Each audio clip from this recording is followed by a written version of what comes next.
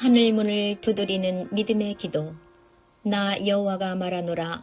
너희를 향한 나의 생각은 내가 하나니 재앙이 아니라 곧 평안이요 너희 장래에 소망을 주려 하는 생각이라. 너희는 내게 부르짖으며 와서 내게 기도하면 내가 너희를 들을 것이요 너희가 전심으로 나를 찾고 찾으면 나를 만나리라. 예레미야 29장 11절로 13절 말씀. 믿음의 기도는 끊임없이 하늘문을 두드리는 것입니다. 예레미야는 자신의 민족을 놓고 수많은 눈물을 흘려야만 했습니다. 바벨론으로부터의 독립이 아니라 70년간 포로가 될 것이라고 선포해야만 했습니다. 누구보다도 민족을 사랑했던 예레미야였습니다. 애굽을 의지하려는 자신의 민족을 책망하며 바벨론에게 항복하라고 권유했습니다.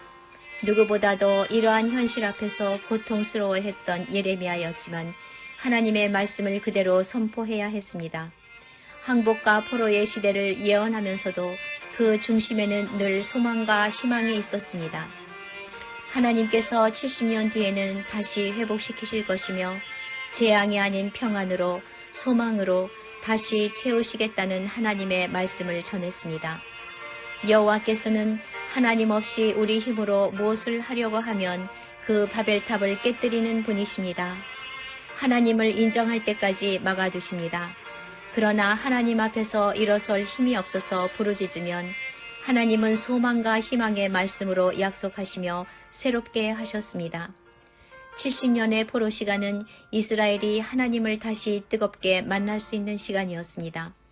비록 에스겔 37장처럼 희망 없는 마른 뼈가 되는 상황이지만 하나님을 찾는 이스라엘에게 성령의 기름을 부어주셔서 마른 뼈가 하나님의 군사가 되는 영광을 보게 하실 것이라고 약속하셨습니다.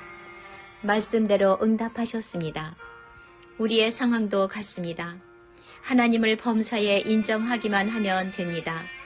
어떠한 경우에도 하나님을 찾으면 됩니다. 하나님께 와서 부르짖으면 들으실 것이며 만나 주실 것이라고 약속하셨습니다. 우리가 알지 못하는 크고 비밀한 일을 열어 보여주실 것입니다. 상황과 환경은 중요하지 않습니다. 나이도 과거도 중요하지 않습니다. 여호와를 찾는 자들에게는 미래가 있습니다. 70년의 포로 시대는 끝이 났습니다. 예루살렘 귀환 명령이 고레스를 통해서 응답하셨습니다. 믿는 자에게 그러한 영광이 있을 것입니다. 여호와를 찾는 자는 지금의 고통스러운 상황을 보면 쓰러집니다. 하나님께서 무엇을 약속하셨는지 마음에 새겨야 합니다. 재앙이 아니라 소망입니다. 그 약속이면 충분합니다.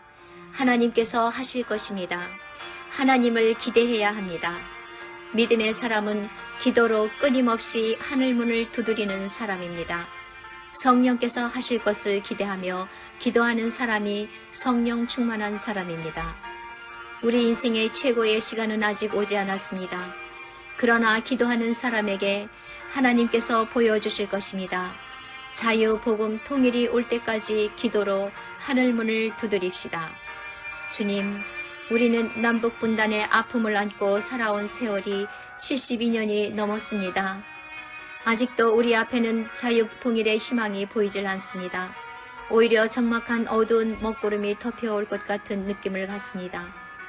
이 어두운 부정적 생각을 제거하여 주시고 너희가 전심으로 나를 찾고 찾으면 나를 만나리라는 하나님이 주신 약속을 믿는 기도의 영으로 새롭게 하사 하늘문을 두드리는 새 일의 결심과 용기가 있게 하옵소서.